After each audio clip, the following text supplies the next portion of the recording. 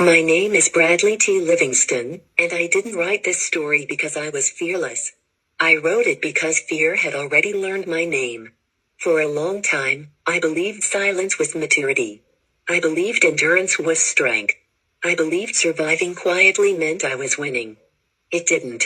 What Oath Eater taught me while I was writing it, what it forced me to confront, is that the most dangerous thing you can do to yourself is disappear politely. We are trained early to swallow things. Swallow anger. Swallow grief. Swallow truth. We are told it makes us easier to live with. No one tells you that whatever you swallow doesn't die. It waits. I've watched good people break, not because they were weak, but because they stayed loyal to pain that never deserved them. I've seen strong people rot quietly because they believed keeping the peace mattered more than keeping themselves. That is what Oath Eater is really about. Not monsters beneath cities. Not ancient hunger crawling through cracks. It's about what happens when you keep promises that are killing you.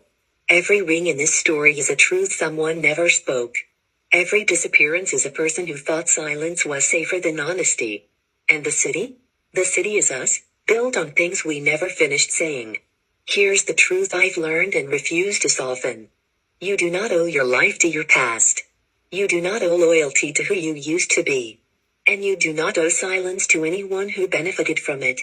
There comes a moment, quiet, unannounced, when you realize you've been living smaller than your own voice.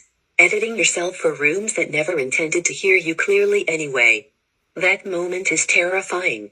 Because speaking costs something. Truth costs comfort.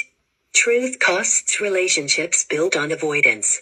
Truth costs the version of you that survived by shrinking. But here's what it gives back. It gives you your weight. Your edges. Your breath. I don't believe healing is always gentle. Sometimes it's violent, in the way bones reset, in the way walls collapse, in the way lies leave the body screaming. But I believe this with everything in me. If something inside you feels hungry, it's not because you're broken. It's because you were never meant to live starved. Starved of honesty. Starved of agency. Starved of being seen. You are not weak for what you endured. You are not damaged because you learned to survive quietly. But you are allowed, right now, to choose differently. You are allowed to stop feeding what harms you. You are allowed to say, this ends here. You are allowed to take your voice back without apologizing for its volume. The world will tell you being loud is dangerous. What it never tells you is that being silent can be fatal. So speak. Not perform, speak.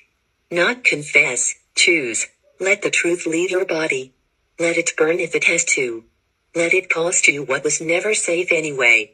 Because the moment you stop being edible to fear, the moment you stop being digestible to shame, you don't just survive.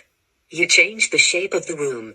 And sometimes, if enough people do that at once, you change the city. My name is Bradley T. Livingston, and I wrote this story to remind you of this. You are not here to disappear quietly. You are here to live loudly, honestly, and on your own terms.